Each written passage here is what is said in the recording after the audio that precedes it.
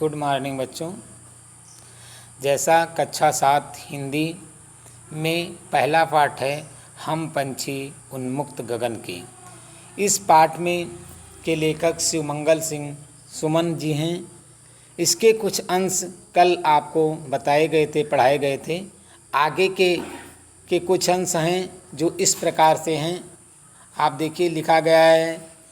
आगे पंछी अपनी इच्छा को व्यक्त करते हुए कहते हैं, होती सीमाहीन क्षितिज से इन पंखों की होड़ा होड़ी, या तो क्षितिज मिलन बन जाता या तंती सांसों की डोरी।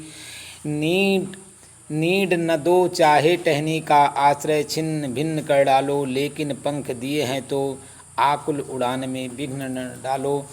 लेखक शिवमंगल सिंह सुमन जी कहते हैं कि पंछियों की इच्छा है, वे अपनी इच्छा को व्यक्त करते हुए बताते हैं कि होती सीमाहीन क्षितिज से, कहते हैं कि जो आकाश मंडल की सीमाएं हैं, जो आकाश मंडल है, क्षितिज है, वह सीमाहीन हो जाता इन पंखों की होड़ा होड़ी। इन पंखों के होड़ा होड़ी में मतलब प्रतिद्वंदता में आकाश सीमाहीन हो जाता, अर्थात मैं आकाश मंडल के संपूर्ण क्षितिज को पार कर जाता। या तो क्षितिज मिलन बन जाता, या तो मैं जाकर के उन क्षितिज अर्थात आकाश मंडल से मिल जाता, या तंती सांसों की डोरी, या तो मेरी सांसों की डोर बंद हो जाती, तन जाती, अर्थात मेरे प्राण ही क्यों न निकल जाते। नीड न हो चाहे टहनी का, कहते हैं मुझे चाहे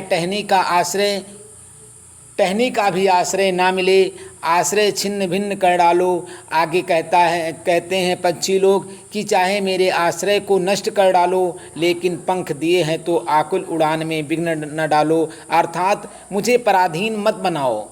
अर्थात मैं पराधीनता, चाहे मेरा आश्रय ही क्यों ना ले लो, लेकिन मुझे पराधीन मत बनाओ।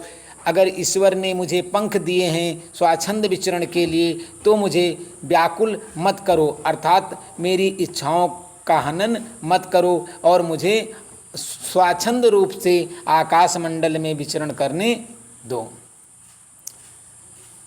आज के लिए ही इतना। अब अगले अंक में आपको अगले पाठ के बारे में बताया जाएगा। इससे संबंधित कुछ प्रश्न हैं जो आपको आज भेजे जाएंगे।